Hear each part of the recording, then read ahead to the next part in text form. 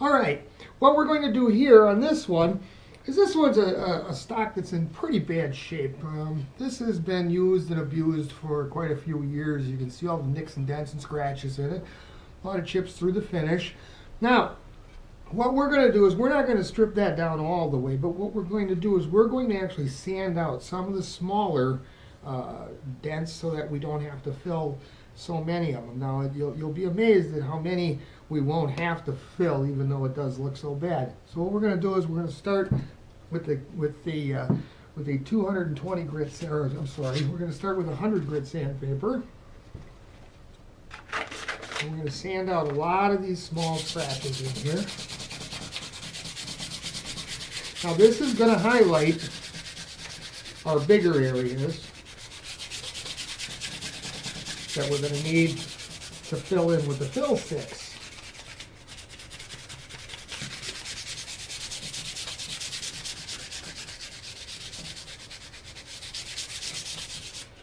So you can see where the light areas are. That's where we're actually going to have to use the fill sticks to fill it in.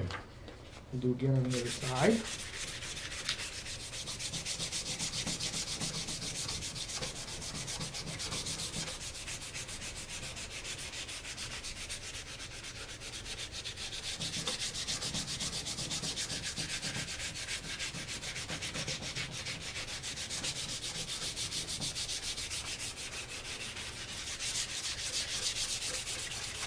Now that we've got it light sanded, we can actually see where we've got to do most of our repairs. So we're just going to wipe that down.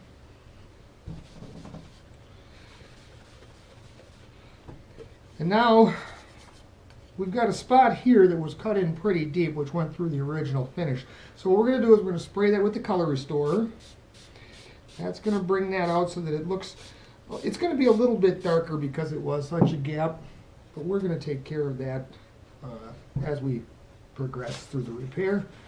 We're going to take a 400 grit. We're going to sand it down.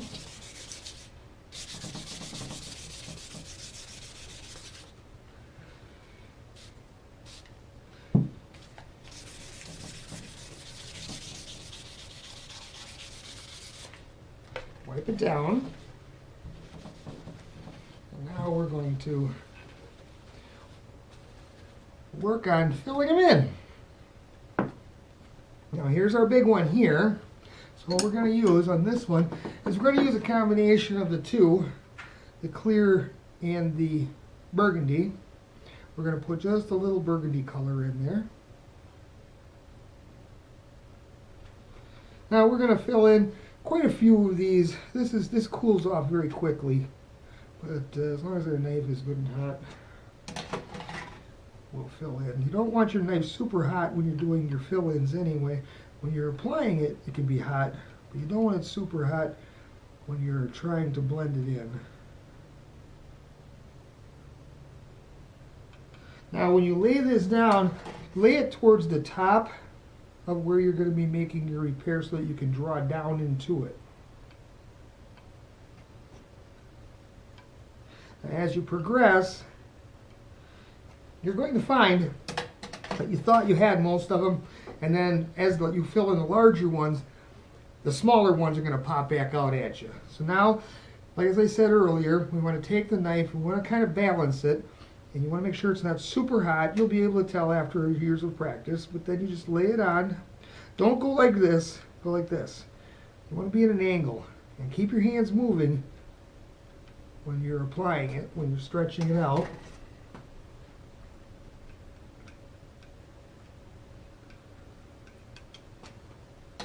Well, the knives cool off relatively quickly. That's why I recommend an oven if you're going to be doing quite a few guns, but if for the do-it-yourself or in the beginner, the torch is just fine. You won't need to work as fast as I do. I repair thousands of guns. You're going to start out just doing a few.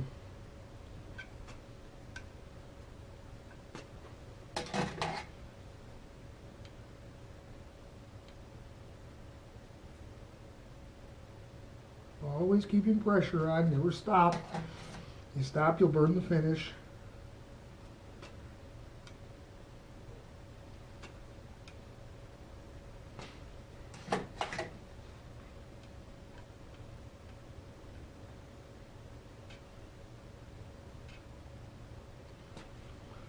don't need a lot of pressure. Let the heat melt it. It'll move it on its own.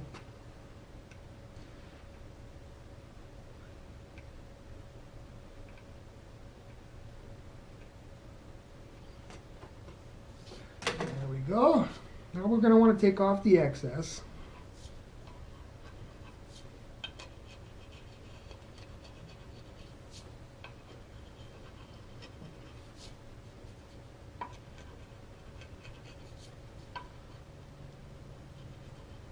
Be careful not to gouge the wood.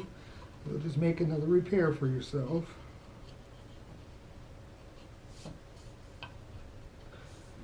Like anything, comes with practice.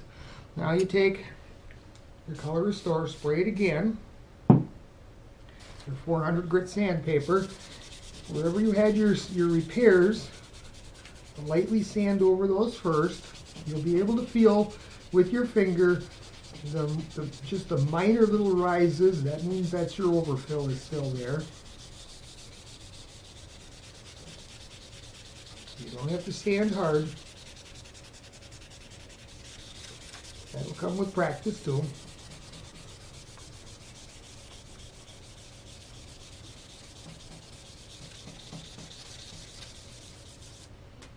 Wipe it down. Now you'll see that there are very few nicks left in there. Now we're going to fill in the smaller ones that we didn't see earlier.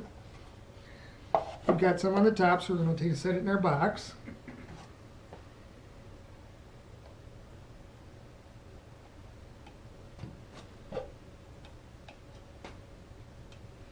Always keep your knives clean. Wear an apron on the side. Get them jammed up too much, and they're not going to work right for you. One more here.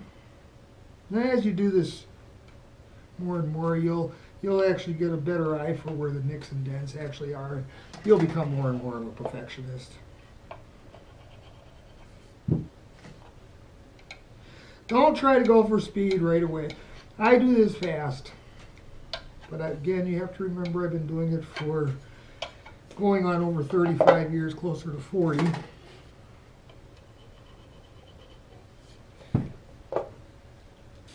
Take your time. The more time you take, the less mistakes you make. Then we're going to sand it down our high spots.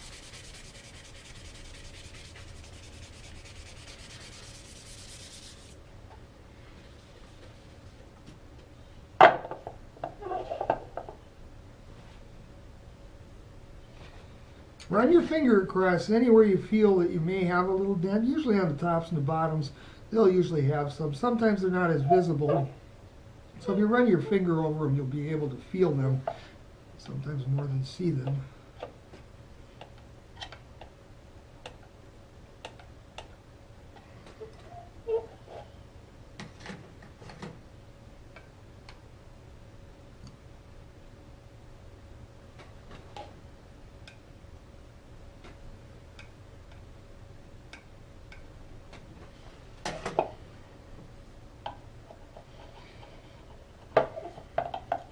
Now, we're going to sand that off, and then we're going to move on to the next stage of this, which is matching up and hiding some of the repairs that we made.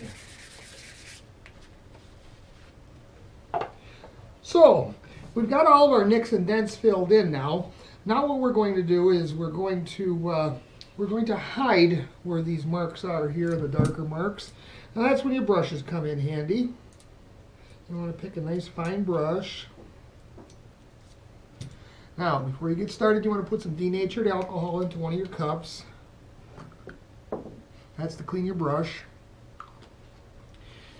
And you want to put some of your top coat into another container.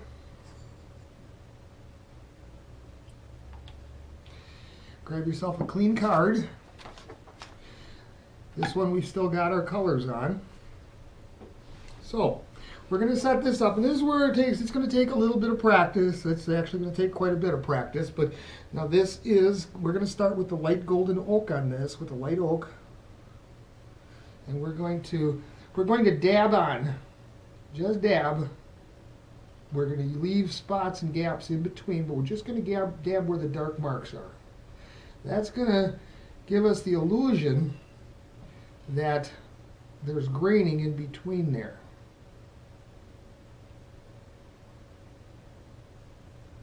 That's going to break up that line, that dark line that we've got. And it's just going to show some of the graining. And we're still going with the light oak.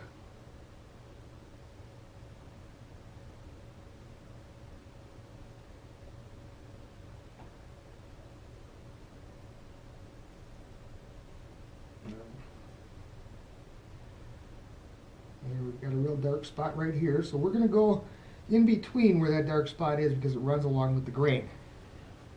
Now we're going to go and we're going to add a little bit of our medium brown to that with just a touch of red, because there is a little bit of red in this.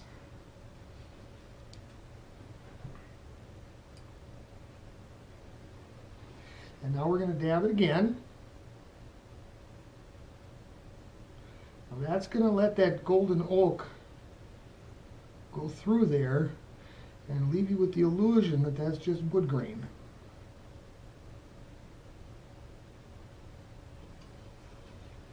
I'm going to do the same with this scratch here.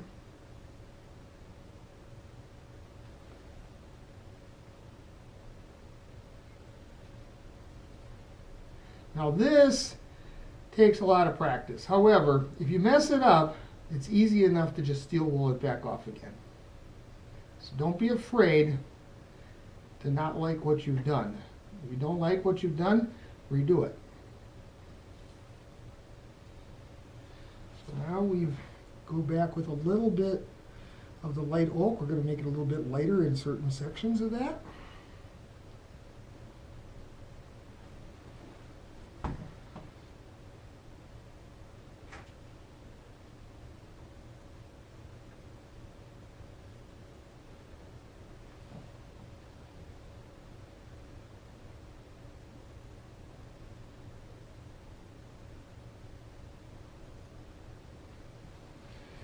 Now you can see that it looks like it's got just wood grain pattern in there now. We've got one spot down here that we want to take a look at. So we'll dot that in.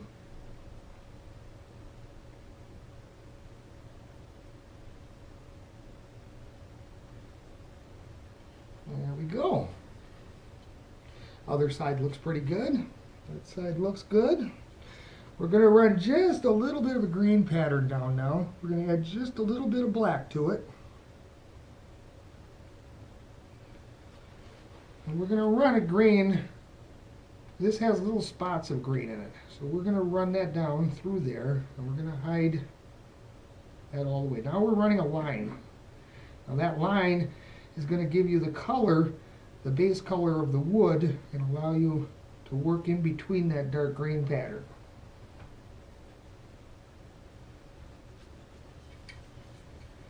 Same up here. Now we're going to run it down.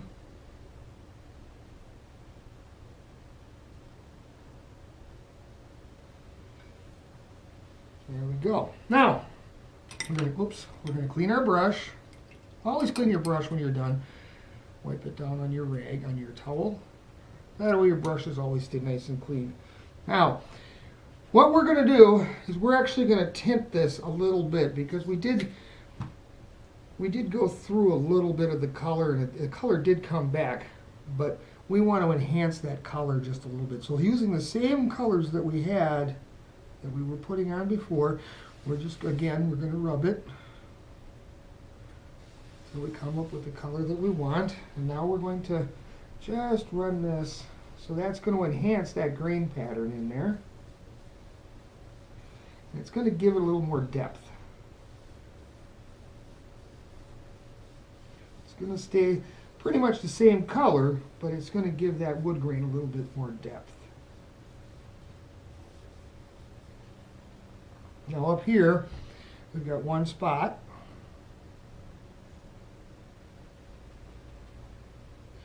It's just a little too dark right here. So we're going to just dot that in, and that's going to go away. There you go. Clean our brush. Now, we're going to take just plain top coat, and we're going to wipe this on. Now, what this is going to do, we're going to rub it like that. What this is going to do is this is going to build us a sealer coat. So when we put our high gloss on there, our high gloss is going to not soak into the grain of the wood. The high gloss is thinner than the top coat itself. Now the nice thing about these top coats that we use, that we make, the top coats that you buy, or any finishes that you buy in a store, you're going to know one thing. As soon as you use them, or if you've ever used them before, there are things that don't mix. Polyurethanes don't mix with oil. They don't go on top of lacquer. They go on top of lacquer, they peel the lacquer off. Our high gloss products are designed so that they go over every product that we use. So we have no products that are resistant to the other. Now we've got another right around where we've got our swivel hole. We've got two black marks there, so we want to get rid of those two. We want to make it a little more aesthetic.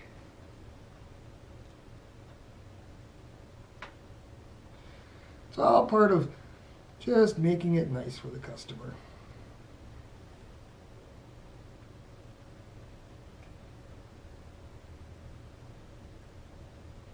So there we go. Clean our brush. Now our top coat dries fast, so it's already dry. So we're just going to circular buff it. And now we're going to take a third cup and we're going to apply our high gloss. Now the high gloss is designed so that it dries streak free. So you take your cheesecloth.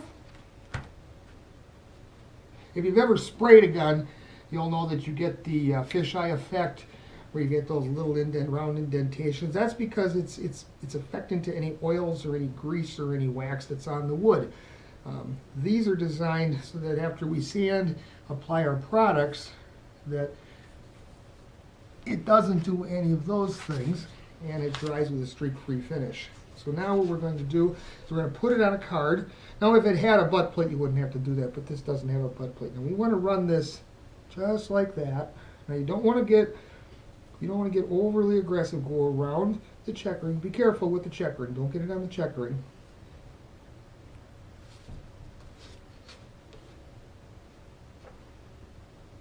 You want to go nice, even coat.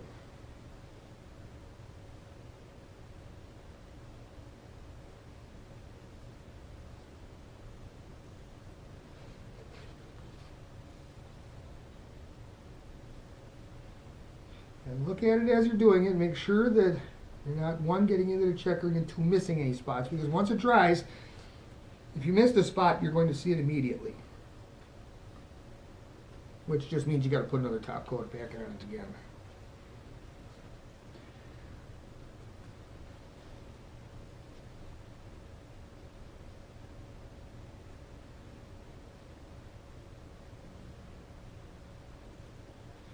We're going to allow this to dry for about an hour.